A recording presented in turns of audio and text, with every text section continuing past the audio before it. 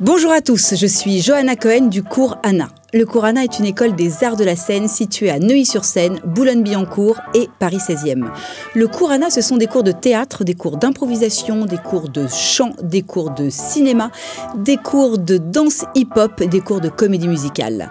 Le cours Anna, ce sont pour les enfants, pour les adolescents et également pour les adultes, du plus petit de 3 ans jusqu'à ce que tu puisses tenir debout.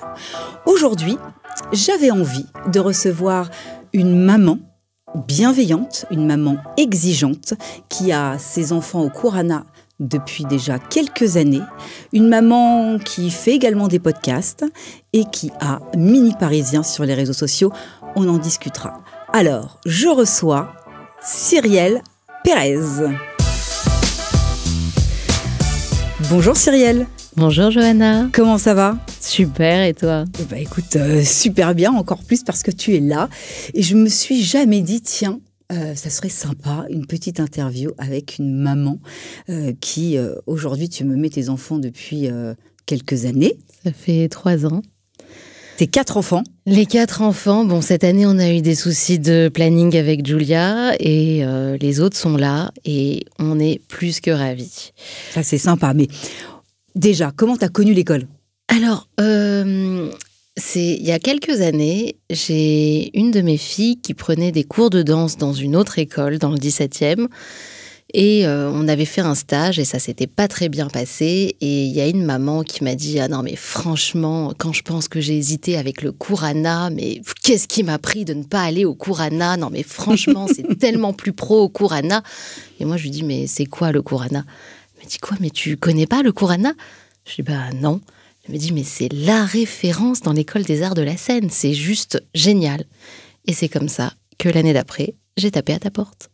Alors, juste pour les auditeurs, pour ceux qui vont nous écouter, je vous promets que je ne lui ai rien dit, c'est promis. Et rien payé. Et rien payé, je n'ai soudoyé personne. Donc, voilà, moi j'ai même envie que tu dises... Mais même toi, tu n'étais pas au courant de cette anecdote. Non, c'est vrai, tu as raison. Donc, que ce soit du positif ou du négatif, bah, ça c'est sympa, comment elle m'a fait une boulette là. Ouh. C'est bon, ils n'ont pas vu. Ah ouais ? Ouh là là. Alors, tu es maman, tu as 4 enfants. Alors, comment déjà tu trouves l'équilibre entre ta vie familiale et les engagements artistiques de tes enfants ? Parce que ça doit être quand même un casse-tête, non ? C'est un casse-tête, mais c'est encore plus de bonheur que de prise de tête. Moi, j'ai décidé d'arrêter de travailler quand j'ai eu ma 3e parce que j'avais beaucoup de mal à combiner les deux. Et dès lors que j'ai arrêté de travailler, j'ai décidé de faire de mon métier de maman un full-time job. Et donc, je me consacre entièrement à eux. Je prends ma casquette de chauffeur toute la semaine, le week-end maintenant, grâce à toi, les cours de comédie musicale du samedi après-midi. Mais je compte pas les heures que je passe dans les embouteillages parce que je vois que mes enfants s'épanouissent à mesure qu'ils prennent des cours au cours Anna. Je vois une vraie différence, notamment chez Amy qui était très renfermée sur elle-même, très timide. Est-ce que tu peux rappeler son âge ? Amy a 8 ans. Elle a commencé il y a 2 ans chez toi. Elle a commencé par la danse. Je tiens à préciser que quand elle a commencé, elle n'était pas du tout à l'aise avec les hommes. Elle tenait absolument à ce que ce soit des femmes qui lui donnent les cours de danse. Donc elle était avec Neyla à l'époque. Et il est arrivé 1 ou 2 fois que Neyla soit absente. Voilà. Et qu'elle se fasse remplacer par Faisal ou un autre qui sont absolument géniaux. Amy refusait catégoriquement de faire le cours de danse. Elle restait assise dans un coin. L'année d'après, je l'ai inscrite au théâtre avec Marion Burat. Et là, ça a été la révélation.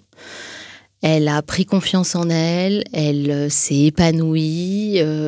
Comment te dire ? C'est une autre petite fille que j'ai à la maison. Et elle a réussi à surmonter sa peur des hommes. Je pense que c'est en grande partie grâce au théâtre. Et aujourd'hui, un de ses profs préférés du cours Anna, c'est Faisal. C'est quand même fou, non ? C'est dingue. C'était inespéré. Ça, c'est pour Amy ? Ça, c'est pour Amy. J'ai Jill, la petite dernière, 5 ans, qui doit faire un spectacle à l'école à la fin de l'année. Et la maîtresse vient me voir il y a quelques semaines à la sortie. Elle me dit « Madame Pérez, il faut absolument que je vous dise quelque chose. » Et Jill, elle est extraordinaire pour le spectacle de l'école. Elle doit jouer la reine sorcière dans Blanche-Neige. Et elle est à fond dans son rôle, mais vraiment, je ne sais pas d'où elle sort ça. Inscrivez-la à des cours de théâtre. Je dis non mais Madame Assaraf, c'est justement parce qu'elle prend des cours de théâtre qu'elle a cette assurance et qu'elle a cette aisance sur scène. Donc merci à Kenza qui fait des prouesses avec les enfants, vraiment. Donc officiellement, tu préconises quand même de prendre des cours de théâtre pour un enfant qui serait un peu timide, un peu introverti. Il faut faire du théâtre. Est-ce que c'est quelque chose que tu recommandes ? C'est une discipline qui devrait carrément être obligatoire, rentrer dans le cursus de l'éducation nationale. C'est aussi important qu'un cours de français, un cours de maths, un cours de théâtre. Tu travailles la diction, tu travailles la confiance en toi, tu travailles la mémoire, tu travailles... Enfin, c'est pas à toi que je vais apprendre tout ce qu'on travaille au théâtre. Travail de corps, travail sur la prise de parole, tout à fait. C'est génial. Et puis, vraiment, ce qui m'a vraiment frappée chez mes filles, c'est qu'elles sont bien dans leur basket. Et c'était pas forcément gagné pour l'une d'entre elles. Donc, il y a le théâtre, mais au cours ANA, elles sont aussi inscrites en danse. Et j'ai vu des progrès fulgurants chez l'une d'entre elles, chez Julia, qui, elle, est plus branchée tennis, pas très féminine. La danse, c'était pas trop son truc à la base. Moi, j'ai fait de la danse toute ma vie, donc c'était important pour moi que mes filles fassent de la danse. Et les profs du cours ANA, que ce soit Karine, que ce soit Neila, que ce soit Faisal, lui ont appris à aimer la danse et à devenir bonne en danse. Elle était complètement rigide, elle manquait de souplesse, elle manquait de swag. Et aujourd'hui, franchement, sa façon de danser s'est complètement métamorphosée. Comme une révélation. Complètement. C'est fou, ça, hein ? Complètement dingue. Y a-t-il eu des moments où tu as eu des doutes sur le choix de permettre à tes enfants de poursuivre leur passion artistique ? Oui ou non ? Là, tu t'adresses à la mauvaise personne. Bien sûr que non, parce que j'ai Julia qui est fan de tennis.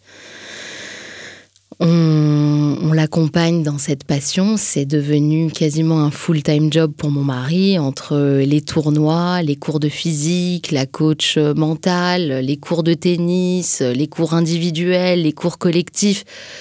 C'est Julia en fait qui a ouvert la voie. Quand on a vu tout ce qu'on a fait pour Julia, on s'est dit on est obligé de faire la même chose pour les autres. Amy, le tennis, c'est pas son truc. Elle veut pas jouer quand il fait trop chaud, elle veut pas jouer quand il fait trop froid.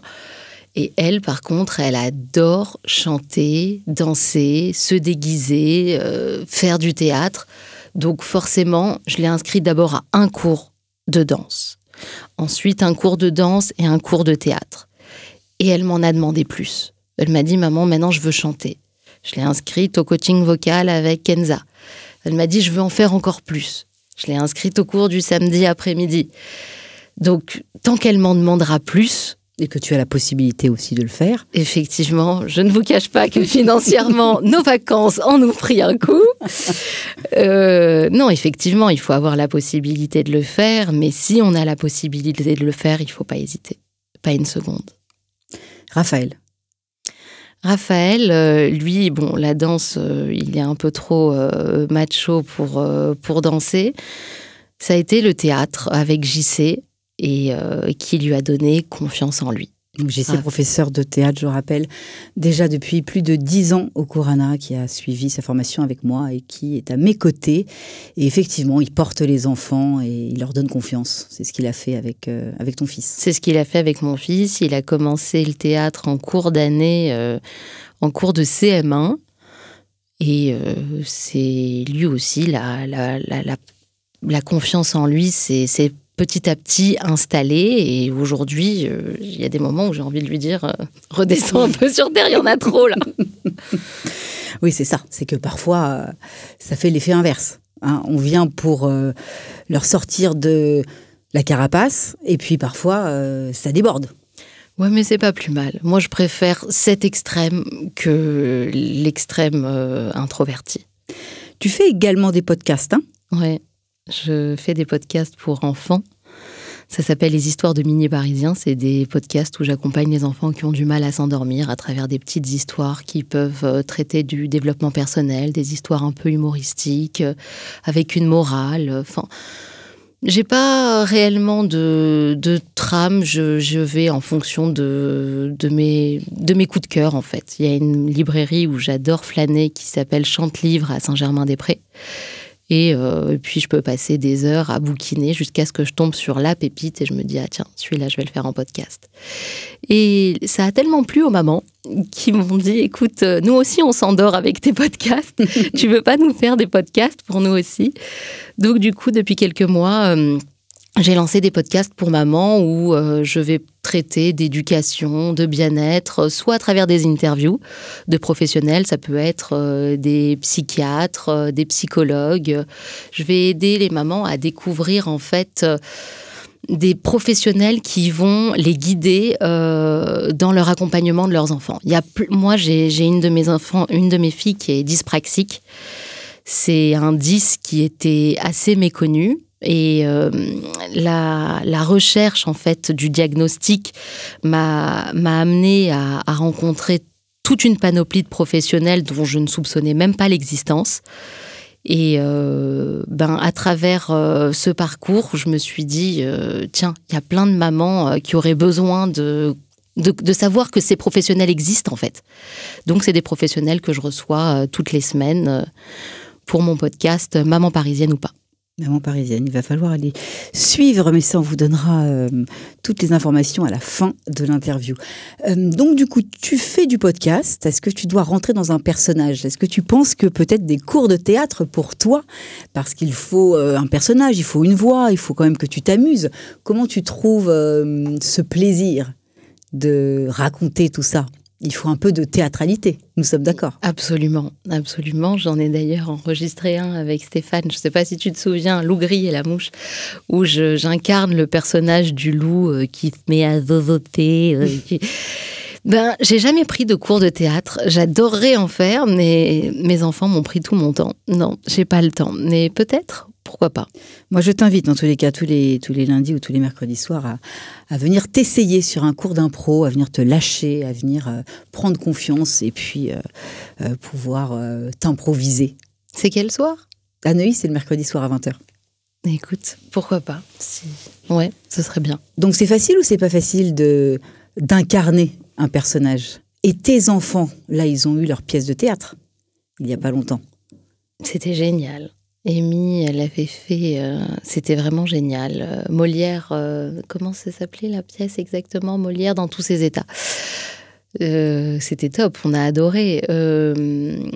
D'ailleurs, tous les enfants étaient absolument bourrés de talent. Et bien sûr, Marion, tout le texte... c'est ta mère qui a écrit le texte. C'est ma maman qui a réactualisé tout ça, oui, tout à fait. C'était génial, absolument génial. Toute la salle était morte de rire. Moi, non, si tu veux, quand je choisis les livres que je vais raconter, je sélectionne naturellement des livres dans lesquels je ne vais pas me mettre en difficulté. C'est des trucs qui me parlent. Donc, c'est instinctif, j'ai envie de te dire. Je répète pas, ça sort comme ça sort. Et puis, tiens, il y a une voix bizarre qui va sortir. Et je vais me dire, tiens, ça marche, allez, je la garde. C'est ce plaisir aussi, c'est cette envie que tu as envie de transmettre. Et puis, tu t'amuses. Absolument, j'adore. Et est-ce que tu as l'un de tes enfants par rapport à leur spectacle ou l'une de leurs scènes qui un jour est venu te voir en te disant « Maman, j'y arrive pas, je trouve pas le personnage » ou oui. Alors ça a toujours été facile? Non, il y a Amy qui a beaucoup de mal à faire la poule. C'est vrai, mais qui ne l'a pas faite en plus. Non, écoute, je leur mets pas la pression. Ils ont assez de pression à l'école. Je lui dis, écoute, si t'arrives pas...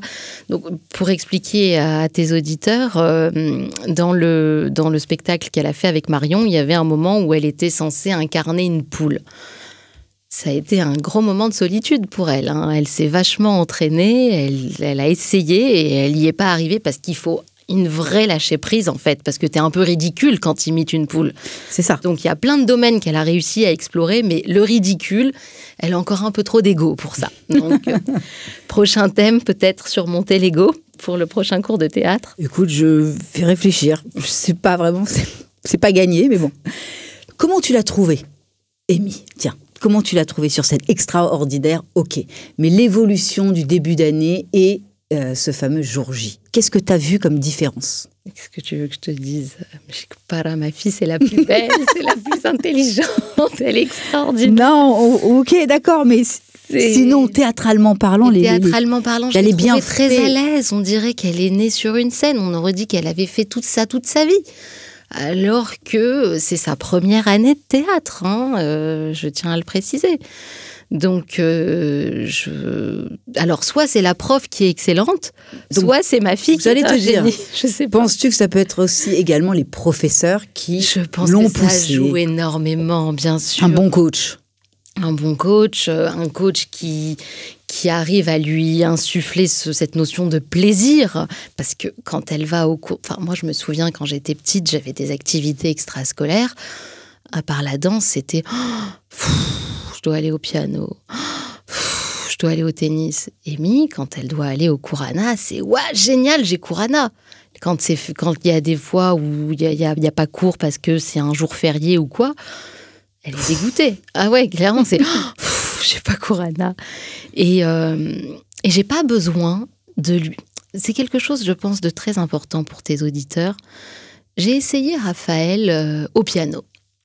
J'ai essayé Julia à la guitare.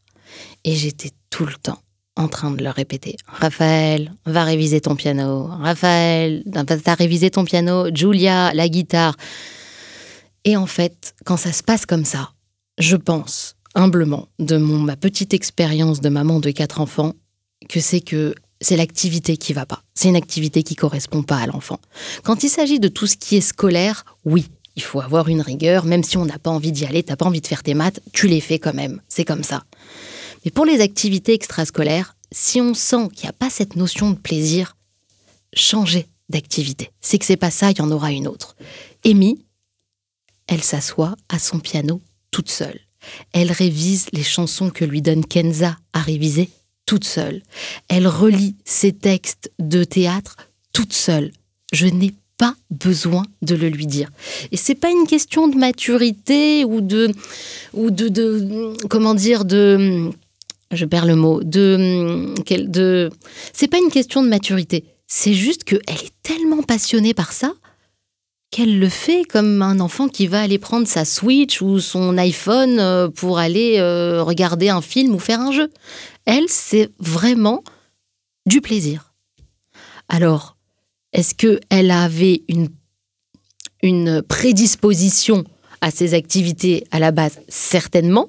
Peut-être. Mais si elle n'était pas tombée sur le professeur qui serait venu l'accueillir, en quelque sorte, pendant les premiers cours, elle aurait très bien pu se braquer.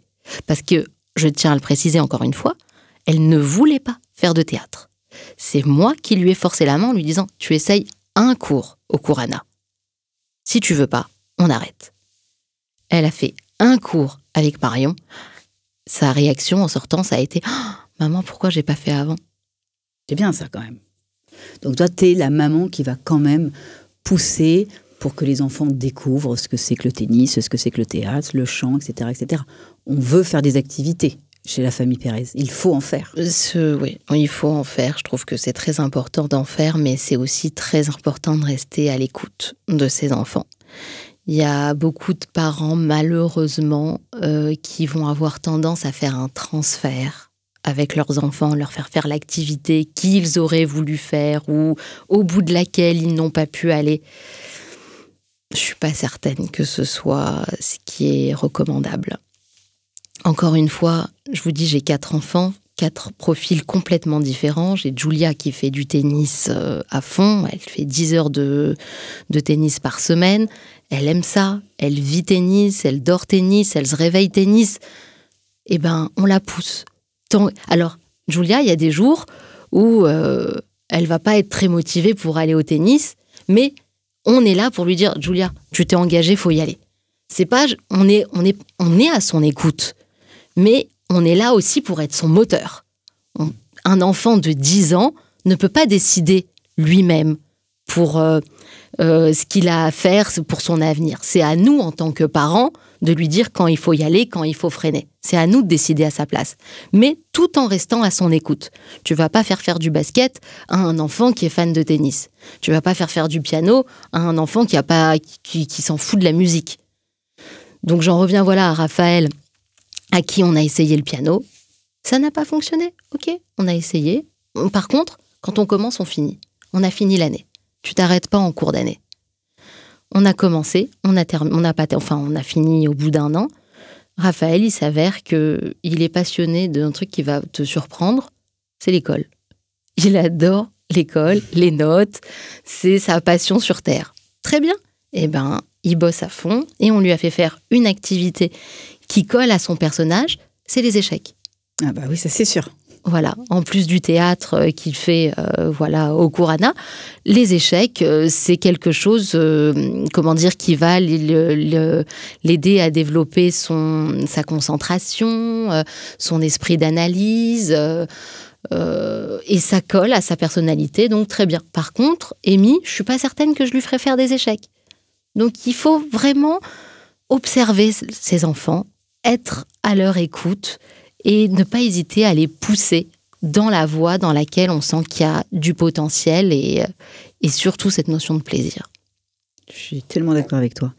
Moi, en tous les cas, comme ça, parce que je t'écoute, Raphaël et Julia, donc, qui ont pris des cours de piano et des cours de guitare, avec qui ça n'a pas matché, nous sommes d'accord. Sans me dire le nom de l'école ni du coach, moi je t'invite, parce que tu sais aussi qu'on donne des cours de piano et des cours de guitare, peut-être qu'ils vont matcher avec les nôtres. Parce qu'on a un super coach. Pourquoi pas? Mais pour Amy, parce que Amy prend des cours de piano à la maison. Mais si elle aime Amy, il ne faut pas la changer, surtout pas. Garde lui son coach. Mais là, parce qu'elle était là dans la guitare, etc., si pourquoi pas, il ou elle veut, avec grand plaisir, on peut lui essayer. Parce que moi, je suis très sensible au choix du coach. Et c'est vrai que quand ça matche bien avec un coach et qu'il y a une bonne osmose, on peut faire plein de belles choses. C'est très vrai ce que tu dis. Quand j'étais petite, j'avais des cours de piano avec un prof qui avait très mauvaise haleine. Ça m'a bloquée. Alors que j'adorais le piano, mais j'en ai fait un blocage et j'ai pas pu continuer le piano. Donc effectivement, c'est dommage. C'est vraiment dommage. Moi, je voudrais parler rapidement, mais parce que je trouve, c'est comme ça aussi que je t'ai découverte sur les réseaux sociaux. Tu as un petit compte, mais qui est vraiment très, très intéressant, je trouve, et bienveillant, et avec du contenu qui est très intéressant. Ça s'appelle Mini Parisien. Pourquoi l'avoir ouvert? Pour encore une fois donner tout ce que toi, tu peux vivre pendant tes week-ends et transmettre à tous ces parents. Exactement. Alors, Mini Parisien, c'est né sur un coup de tête parce que je faisais tout le temps faire plein d'activités à mes enfants le week-end. J'étais toujours au fait de l'actualité culturelle à Paris, les musées, les spectacles, le dernier truc un peu sympa à faire aux enfants. Et donc, toutes mes copines m'appelaient tout le temps « Tiens, qu'est-ce qu'il y a à faire ce week-end? J'ai un trou de telle heure à telle heure, qu'est-ce que je peux faire ?» Et donc, je leur partageais régulièrement les bons plans parisiens à faire. Et puis après, je me suis dit, si mes copines n'ont pas le temps de chercher, de faire toutes ces recherches que je fais pour voir quel est le truc sympa à faire ce week-end, c'est qu'il y a d'autres mamans qui doivent avoir ce besoin. Pourquoi pas ouvrir ce que je fais pour mes copines à d'autres mamans. Donc c'est comme ça qu'est né Mini Parisien. Je suis restée entre 12 allers-retours. Entre 12 allers-retours, exactement. Je suis restée en compte fermé très longtemps parce que je ne sais pas pourquoi. Je suis restée en compte fermé et puis je me suis ouverte là en compte public. Et aujourd'hui, Mini Parisien, c'est une page Instagram où je vais parler des sorties à faire à Paris, des bons plans, des stages à faire pendant les vacances. Je vais donner des conseils en éducation, mais en toute humilité, je prétends pas avoir la science infuse, c'est juste que je vais me servir de mon expérience pour dire aux mamans, tiens, regardez, j'ai essayé ça, ça a marché, j'ai essayé ça, ça a moins marché. Voilà, j'ai aussi beaucoup parlé de la dyspraxie par rapport à Amy. Et donc, Mini Parisien, aujourd'hui, c'est devenu une petite communauté, mais très qualitative, dans le sens où ce ne sont que des mamans. parisienne. Les autres sont les bienvenus également, naturellement, mais c'est un contenu qui s'adresse essentiellement aux Parisiennes parce que je ne partage pas l'actualité culturelle de Marseille, par exemple. Et donc, j'ai tissé des liens avec ces mamans virtuelles, des liens virtuels, je veux dire, où elles viennent me solliciter. Voilà, je rencontre tel problème avec mon enfant. Qu'est-ce que t'en penses? Qu'est-ce que je pourrais faire? Et ça, c'est vraiment le miel de Mini Parisien. C'est ce que j'adore le plus. C'est ces liens que j'ai créés avec les mamans. C'est magnifique. En tout cas, moi je te suis de près. On like et on partage, et je trouve ça vraiment intelligent. Ça me fait plaisir. Donc, c'est pas souvent qu'on tombe sur des comptes intelligents depuis que je suis un peu plus sur les réseaux sociaux. Donc, il faut le dire, j'avais envie de te mettre en lumière. Merci. Écoute, il y a peut-être un scoop au cours Anna. Tu vas être la première. Je ne sais pas encore quand, mais j'aimerais bien savoir ce que tu en penses. Si je te dis la colo du cours Anna pendant les vacances scolaires du mois de juillet, est-ce que ça se fait « Waouh, ouais, c'est super !» Écoute, non, parce que mes enfants, ils sont chez toi toute l'année et puis ils ont autre chose à faire, ou c'est quelque chose que tu valides? Mais je te dis, c'est où qu'on signe. Tu vas faire une heureuse. C'est Amy, elle en rêve de cette colo du cours Anna. Elle en rêve. C'est sympa, non? C'est vrai. C'est vraiment. C'est vrai. C'est dans les. Voilà. On ne sait pas exactement si Là, ce sera un petit peu trop tard pour l'ouvrir dès ce mois de juillet. Mais oui, on est en train de voir pour l'ouvrir pour l'année prochaine. Bah, écoute, moi, il y a une chose que je peux te dire, c'est que je te garantis l'inscription d'Amy déjà. Voilà. Sur une petite semaine, sur 15 jours de vacances scolaires. Et vraiment, c'est génial. Ce serait super en mode Star Academy. C'est exactement en mode Star Academy, Anna School Academy. C'est extraordinaire. Et toute la journée, du théâtre. Un peu ce qu'on fait pendant nos vacances scolaires. Donc, ce sont des stages artistiques intensifs, du théâtre, du chant, de la danse et de la comédie musicale. Voilà. Alors, après, c'est toute une organisation, c'est tout un concept qu'on est en train de mettre en place. Je t'y encourage vraiment, bravo pour cette initiative et j'espère sincèrement que tu vas pouvoir mener ce projet à bout. J'ai pas d'inquiétude. Tous les projets que tu inities, Dieu bénisse, tu arrives à les mener à terme. Donc vraiment, c'est pas facile, hein. J'imagine. Quel conseil tu pourrais donner à toutes ces mamans pour finir cette interview? Quel conseil tu pourrais leur donner? Je dis toujours aux mamans qu'on a un instinct en tant que maman, on ressent les choses et ça va souvent à l'inverse de ce que pense la mère, la belle-mère, la grand-mère. Donc faites-vous confiance. Quand vous ressentez qu'il y a quelque chose qui ne va pas ou que votre enfant a une attirance pour une activité ou quoi, même si vous n'y adhérez pas forcément, faites-vous confiance et faites confiance à vos enfants. Soyez à l'écoute de vos enfants. Écoutez-les. Je suis d'accord. Écoute, je vais finir cette interview par un petit speed quizzing. Tu connais pas ça? Pas du tout. Je vois que tu me suis vachement sur les réseaux sociaux, hein, au micro avec Johanna. Elle sait plus, hein. Attends, bouge pas. Je cherche. Attends. Petit speed quizzing, comme ça, j'aime bien finir avec ça depuis quelques... T'es prête? Allons-y. C'est chronométré. Plutôt sortie au parc ou journée à la maison? Sortie au parc. Parc Astérix ou Disneyland? Disneyland, j'y vais dimanche. Tu préfères voir un sourire ou entendre un rire? Les deux. Vacances au ski ou à la mer? À la mer, je viens du Maroc. Si tu pouvais échanger les rôles avec tes enfants pour un jour, tu le ferais? Oui. C'est quoi la chose la plus folle que tu as trouvée dans la poche de l'un de tes enfants? Une dent. Ah oui? Quel est le plat que tu fais que tes enfants ne peuvent vraiment pas supporter? La soupe. Et quel est leur plat préféré? McDo. Quelle est la phrase la plus drôle qu'un de tes enfants ait jamais dite? Oh là là, il y en a tellement. Il y en a, je sais, je saurais pas te dire. Il y en a tellement. Quelle activité en famille finit toujours en chaos? Toutes. Toutes. Ne croyez pas tout ce que vous voyez sur Instagram. Eh oui, c'est la magie d'Insta. Cyrielle Pérez, merci 1000 fois. Merci à toi, Johanna. Merci pour tous ces gentils mots, sincères, je le sais. Avec grand plaisir. Vous pouvez retrouver cette interview sur toutes les plateformes, sur Deezer, sur Spotify, sur notre chaîne YouTube, sur Instagram au micro avec Johanna. Eh bien, écoute, Cyrielle, merci beaucoup. Vous pouvez retrouver Cyrielle sur son Instagram Mini Parisien et également sur les podcasts, sur toutes les plateformes de podcast, les histoires de Mini Parisien et Maman parisienne ou pas. Voilà. Merci à vous et à bientôt.